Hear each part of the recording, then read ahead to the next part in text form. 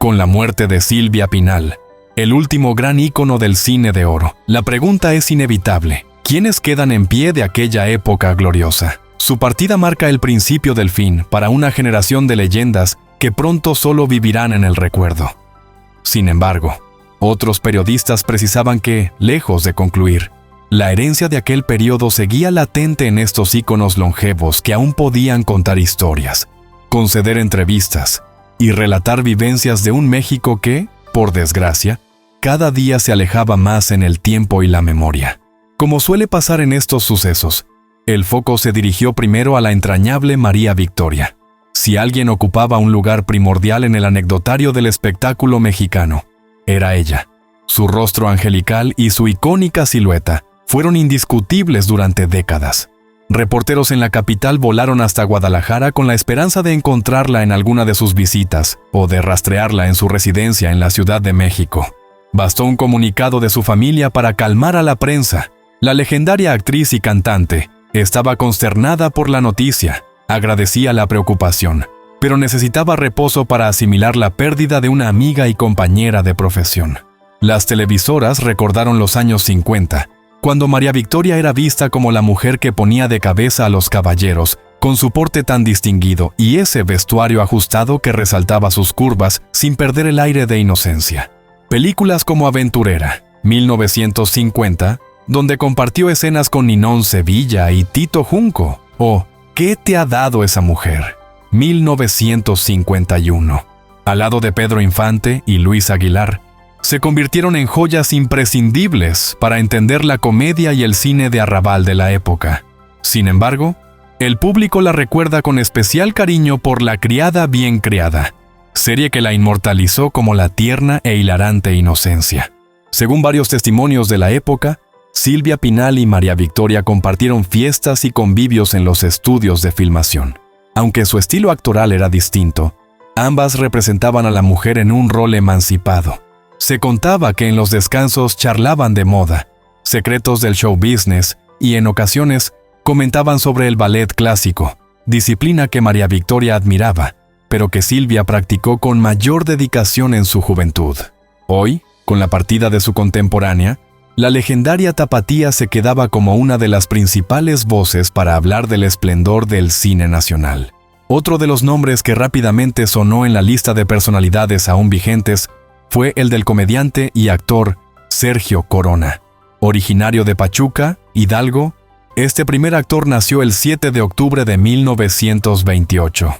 Hoy, con 96 años, se sostiene como un referente de la comedia fina y familiar, respetado por público y colegas.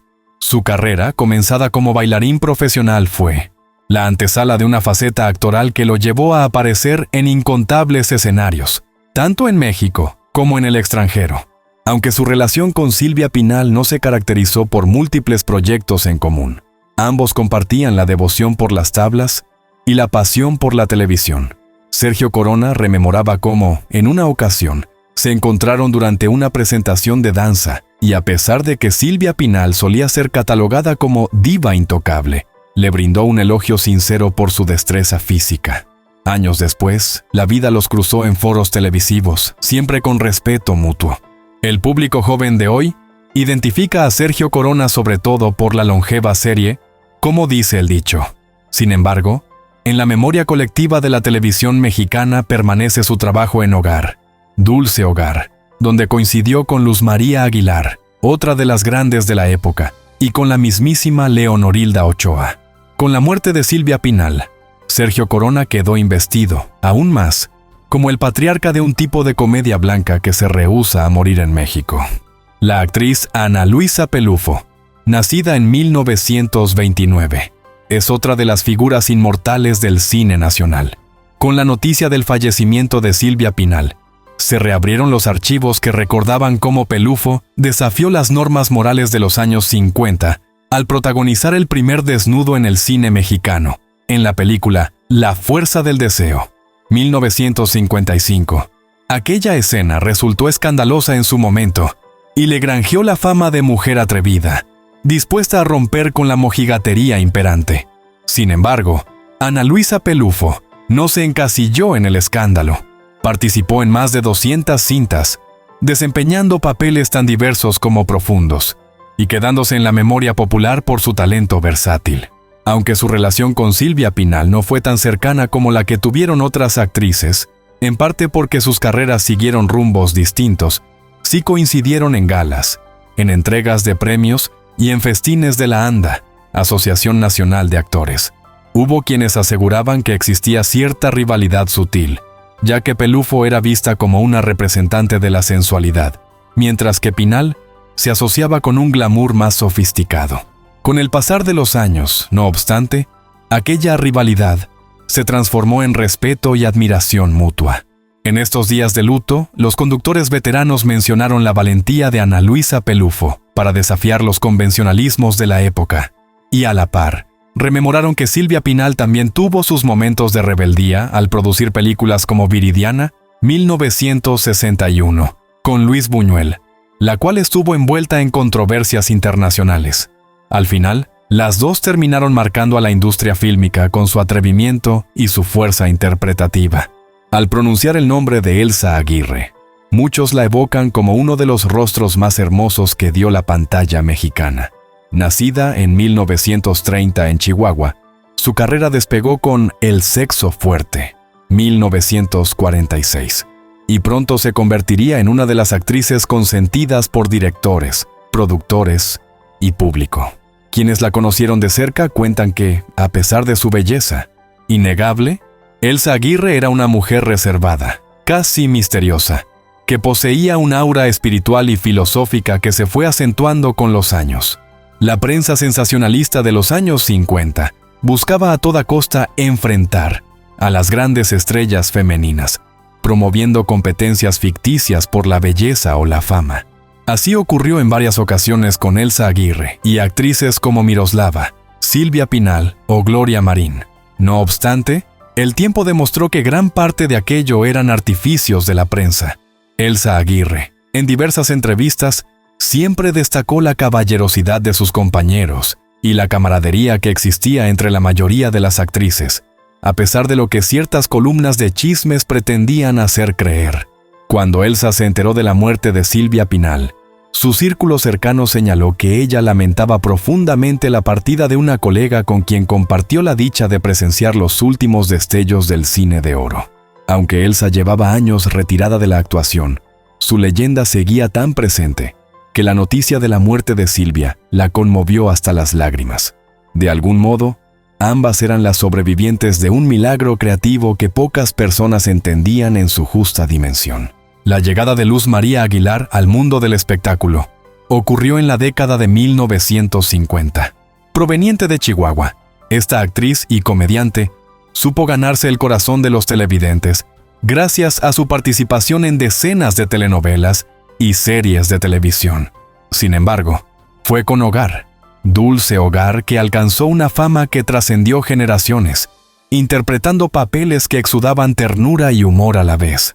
En su momento, Luz María Aguilar coincidió con Silvia Pinal en eventos de gran renombre y en ceremonias de premiación. Según se cuenta, ambas admiraban el trabajo de la otra, mientras Silvia Pinal exploraba roles dramáticos y glamorosos. Luz María Aguilar brillaba en la comedia familiar, un género que requería una precisión actoral singular. Y aunque los foros de televisión fueron escenario de algunos reencuentros, su acercamiento mayor fue fuera de cámaras, conversando de sus experiencias con directores exigentes y de la forma en que la televisión estaba revolucionando el entretenimiento en México. Después del fallecimiento de Silvia, Luz María fue buscada por reporteros que ansiaban escuchar su reacción. En un escueto pero emotivo mensaje, la actriz manifestó su cariño por la diva y pidió al público no olvidar que detrás de la fama había una mujer cálida y generosa, que apoyó a muchas compañeras en la industria. Quedaba claro que la partida de Silvia Pinal tocaba a todos, incluso a quienes no compartieron tantos escenarios con ella, pero sí se sabían parte de la misma familia artística. Cuando el nombre de Irma Dorantes emerge, es imposible no asociarla con Pedro Infante. Su historia de amor y las peripecias legales que la rodearon se convirtieron en leyenda dentro de la farándula mexicana. Sin embargo, La propia Irma demostró con creces que su talento no se reducía a ser la pareja de una de las más grandes estrellas nacionales. Nacida en Mérida, Yucatán, en 1934, Irma Dorantes empezó a actuar siendo apenas una adolescente, y pronto conquistó al público con su frescura y dulzura interpretativa. Si bien no tuvo tantos proyectos compartidos con Silvia Pinal como otras actrices, el universo fílmico de los años 50 y 60 las conectó en diversas ocasiones. Convivieron en estrenos de películas y en grabaciones de programas especiales para la televisión, coincidiendo en esos pasillos donde se encontraban desde Cantinflas hasta Libertad Lamarque. El fallecimiento de la diva no le fue ajeno. A sus 89 años, Irma Dorantes expresó su profunda tristeza y lanzó un suspiro con tintes de añoranza. Con Silvia se va toda una época, dijeron que murmuró, recordando también cómo ella misma se quedó viuda a temprana edad por la partida de Pedro Infante. La vida le había enseñado lo doloroso de perder a un ídolo tan cercano, y ahora veía partir a otra figura monumental. Entre los nombres masculinos que todavía habitan la memoria viva del cine de oro, Éric del Castillo destaca con luz propia. Nacido en Guanajuato en 1933, su paso por la industria abarca cientos de películas y telenovelas. Aunque popularmente muchos lo identifican como el padre de la actriz Kate del Castillo, Éric ya era una figura sólida del cine mucho antes de que su hija naciera. Sus roles de charro, de villano o de galán maduro dieron forma a una trayectoria versátil. La relación laboral entre Éric del Castillo y Silvia Pinal se dio en contadas ocasiones, pero lo relevante fue el respeto mutuo que se tenían. En los homenajes a la diva, siempre se veía a un Éric del Castillo participando con un discurso cálido. Cuando se acercaba a saludarla, ella lo recibía con un abrazo discreto, el abrazo de dos leyendas que, desde trincheras distintas, habían combatido la indiferencia del público y la precariedad de la industria para mantener la grandeza del cine mexicano. Con la muerte de Silvia, Éric del Castillo fue contactado por diferentes medios para emitir un mensaje de despedida. Se dice que, con la voz entrecortada, el actor agradeció a Silvia haber abierto camino para las actrices que vendrían después, y por ser pionera en la producción de teatro y televisión. En su mirada se percibía la nostalgia de quién sabe qué parte de su generación se está apagando, y que cada día hay menos testigos directos de esos rodajes épicos que se convirtieron en la columna vertebral de la cultura popular. La noticia del fallecimiento de Silvia Pinal retumbó no solo por la figura que representaba, sino por lo que significaba a nivel histórico. Desde hace años se decía que era la última diva de la época de oro, pero quedaban muchas otras estrellas cuyas carreras también habían florecido en esos tiempos. Sin embargo, la muerte de un ícono tan representativo llevó a millones a plantearse la fragilidad y la inminencia de que pronto, tal vez en un abrir y cerrar de ojos, no quedaría ninguno de los pioneros del gran cine mexicano. Fue inevitable pensar en un recuento de quienes permanecían con vida, recordando sus edades, sus proezas artísticas y las anécdotas que los unían con esa edad de oro.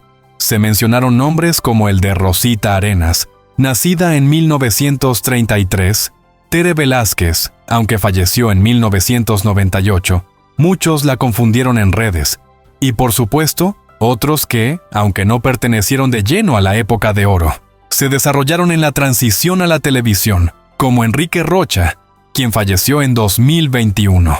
La gente buscaba asirse a la memoria viva que quedaba, como si el pasado pudiera mantenerse gracias a la presencia física de esos rostros que nos remiten a la plenitud de un México ingenuo, pero rico en creatividad.